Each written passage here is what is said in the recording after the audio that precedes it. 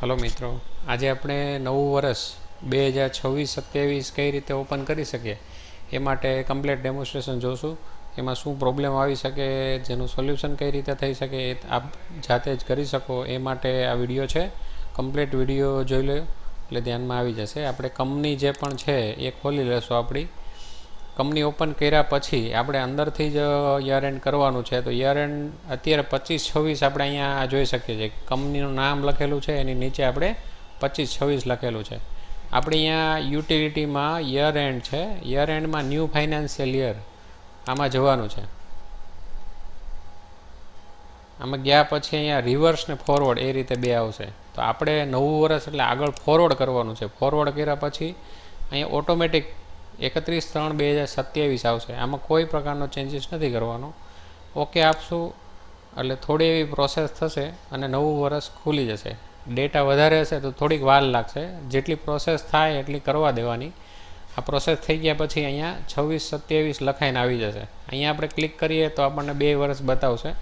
આગળના વધારે વર્ષ હશે તો આગળના વર્ષ પણ બતાવશે, 25-26, 26-27. અને આ જ્યારે પ્રોસેસ આપણે કરીએ, કોઈ પણને વધારે વર્ષ હોય તો 25-26માં આવીને જ આપણે આ પ્રોસેસ કરશું, જેનાથી 26-27 ઓપન થઈ જાય. એટલે આ આપણે પહેલો જે આપણે વાત હતી કે ભાઈ આમાં નવું વર્ષ કઈ રીતે ખોલી શકીએ, તો આપણે એને સોલ્વ કરી લીધું. બીજું અપડેટ બેલેન્સ કઈ રીતે કરવું અને ક્યારે જરૂર પડે.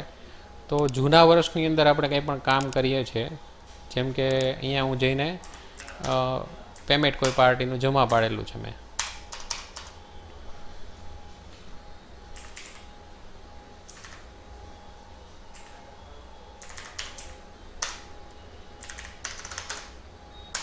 આ પાર્ટીનું મેં પેમેન્ટ જમા પાડ્યું છે. એ પાર્ટીનું એકાઉન્ટમાં મેં કંઈ ચેન્જીસ કર્યો છે.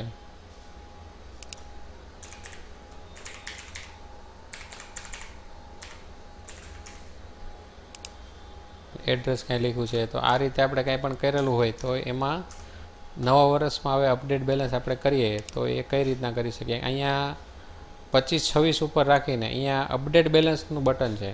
જો એની ઉપર રાખશો એટલે શોર્ટકટ પણ આવશે. ઘણી વખત અહીંયા સ્ક્રીન નાની હોય તો અહીં બટન નહીં દેખાય, વિઝિબલ થાય. તો આપણે F4 શોર્ટકટ છે, F4 કરશું તો પણ ચાલશે. F4 કરશું એટલે આ રીતે અપડેટ સ્ટોક, અપડેટ એકાઉન્ટ એવું બધું આવશે. તો એમાં યસ કરી દેશું. આ રીતે કરશું એટલે અહીંયા એકાઉન્ટ માસ્ટરમાં કંઈ ચેન્જીસ કરેલો હશે તો આપણે અહીં બતાવશે. જેમ કે આમાં GST નંબર નાખ્યો છે તો અહીંયા સિલેક્ટ ઓલ આપી અપડેટ ડિટેલ કરશું, જેનાથી જૂના વર્ષમાં જે પણ મેં GST નંબરમાં, એડ્રેસમાં કંઈ ચેન્જીસ કર્યો હશે તો એ આમાં અપડેટ થઈ ગયું છે. તો અહીંયા GST નંબર આવશે અને બેલેન્સ પણ આ જે છે એ અપડેટ આપણે નવા વર્ષમાં થઈ જશે, કાંઈ પણ સુધારો કર્યો હશે તો. આ થઈ ગયું કે નવા વર્ષમાં અપડેટ બેલેન્સ કઈ રીતના કરવું. જૂના વર્ષમાં કંઈ પણ કામ કરો તો ઓટોમેટિક એની બેલેન્સ અપડેટ નવા વર્ષમાં નથી થતી, એને બેલેન્સ કેરી ફોરવર્ડ કરવી પડે છે. એટલે આ રીતે નવું વર્ષમાં અપડેટ બેલેન્સ આપણે કરી શકીએ. ત્રીજું, વર્ષ કઈ રીતના ડિલીટ કરવું.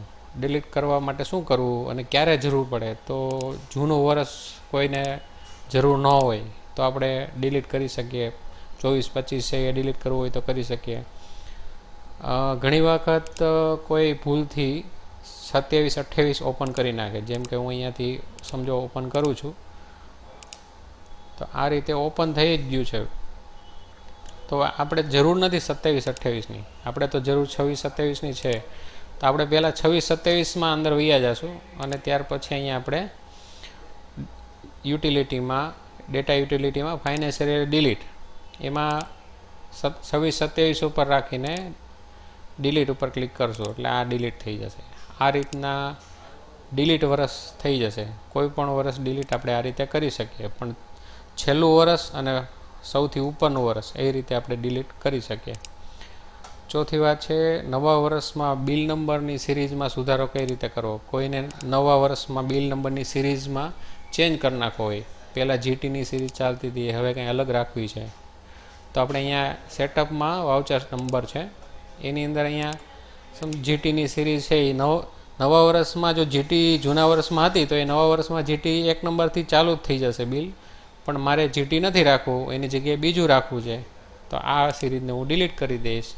જૂના વર્ષના બિલમાં કોઈ ફેરફાર નહીં થાય. નવા વર્ષમાં જ આપણે અહીંયા સેલ્સ બિલ, અહીંયા આપણે એટી સિરીઝ રાખશું. તો એટી ઓબ્લિક બિલ નંબર 0 એટલે 1 થી ચાલુ થશે. ટેક્સ ઇનવોઇસમાં રાખવી છે. અને આ સફિક્સ શું છે કે પાછળની સાઈડ મારે 26-27 લખવું છે. જો આવી રીતના મારે કરવું હોય તો યસ કરશું. કોઈ આ જૂના વર્ષમાં ન રાખ્યું હોય કે બિલ નંબરની સિરીઝ હવે કઈ રીતના આવશે, તો કે જીટી ઓબ્લિક 1/26-27 આ રીતના નવો બિલ આવશે. હમણાં બતાવું. એટલે આ રીતના આ સિરીઝ આપણે ઓપન થઈ ગઈ છે. જૂની બીજી કાંઈ ડિલીટ કરવી હોય તો આપણે અહીંયા ડિલીટ કરી શકીએ. હવે આ બિલ જ્યારે હું બનાવીશ ત્યારે અહીંયા એટી 0 છેલ્લો બિલ નંબર 0 છે, અહીંયાથી 1 આ રીતના બિલ નંબરની સિરીઝ આવશે. તો આમાં આપણે સ્લેશ ભૂલથી જ મેં આ રીતે કર્યું છે, તો આમાં સુધારો કરવો છે મારે, તો એ પણ કરી શકીએ.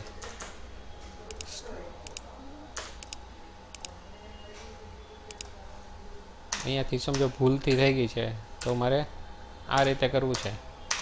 તો પણ કોઈ પણ બિલ ન બન્યું હોય ત્યારે આપણે આ રીતને સુધારો કરી શકીએ. તો હવે હું બિલની સિરીઝ ફરીવાર બનાવું તો બિલ નંબર ઓટોમેટિક આ રીતના 81-26-27 આ રીતના બિલની સિરીઝ પડશે. તો આ રીતે યર એન્ડિંગમાં કોઈ પણ પ્રકારનો પ્રોબ્લેમ આવતો નથી. અને અમારો કંઈ પણ સંપર્ક કરજો જ્યારે પણ કાંઈ પ્રોબ્લેમ લાગે તો. બાકી આ રીતના ઇઝીલી તમે નવું વર્ષ ખોલી શકો છો અને અપડેટ બેલેન્સ કરી શકો છો. નવો વર્ષમાં કોઈ પણ પ્રોબ્લેમ આવતો નથી. વધુ કંઈ પણ તકલીફ હોય તો અમારા સપોર્ટ નંબર ઉપર તમે કોલ કરી શકો છો. Thank you.